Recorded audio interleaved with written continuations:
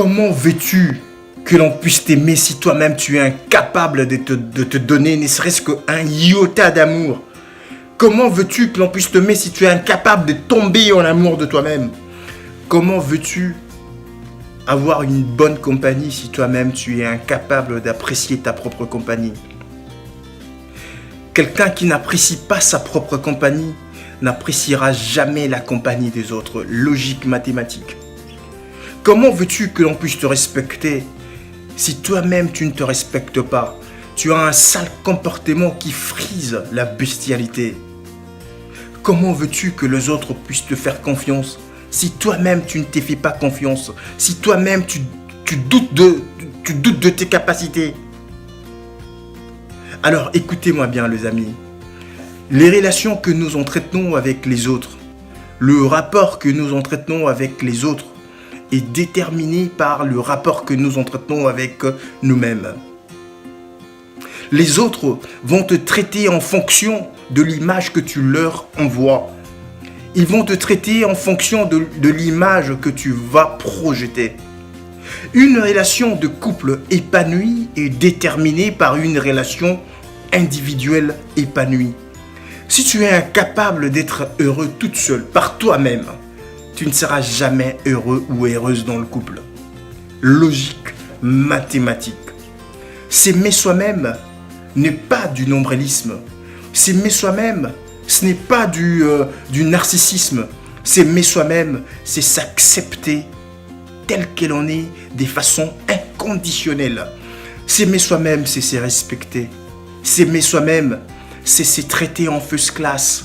S'aimer soi-même, c'est s'occuper de ses propres besoins avant que les autres puissent le faire. S'aimer soi-même, c'est avoir une bonne image de soi-même. Aimer soi-même, c'est se pardonner, cher ami. C'est se pardonner.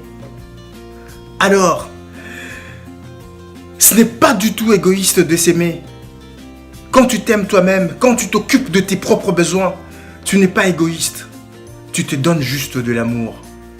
L'égoïsme, c'est quand tu veux que l'autre puisse d'abord s'occuper de tes besoins avant le sien.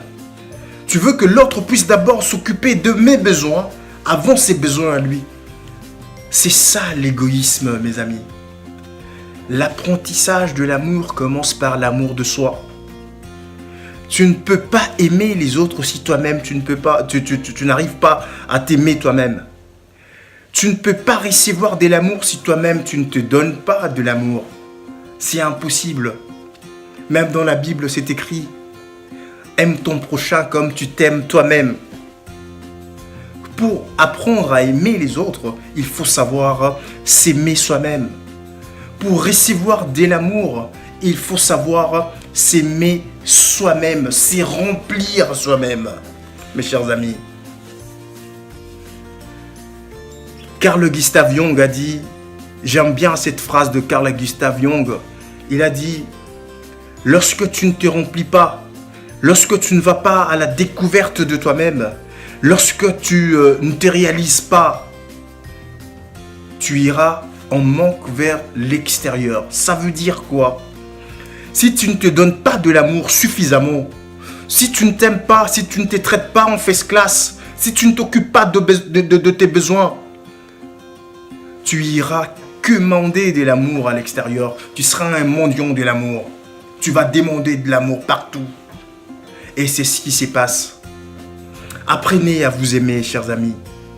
S'aimer soi-même, ce n'est pas de l'égoïsme. Ce n'est pas du narcissisme. S'aimer soi-même, c'est s'occuper de ses propres besoins avant que les autres puissent le faire. Les autres, ils ont plein de trucs dans leur tête. Ils s'occupent d'abord de leurs besoins. Et alors si on se dit que l'autre doit d'abord commencer par s'occuper de nos besoins, on va attendre longtemps, mes chers amis. Et on ne peut pas attendre. Demain, c'est loin. L'autre, il a ses propres préoccupations. L'autre, il est lui-même en quête du bonheur. On ne va pas attendre que l'autre puisse venir nous donner du bonheur. Le pouvoir, la responsabilité de notre bonheur dépend de nous-mêmes, chers amis. Alors, À partir du désormais jusqu'à dorénavant, tu vas apprendre à te donner de l'amour. Donne-toi de l'amour.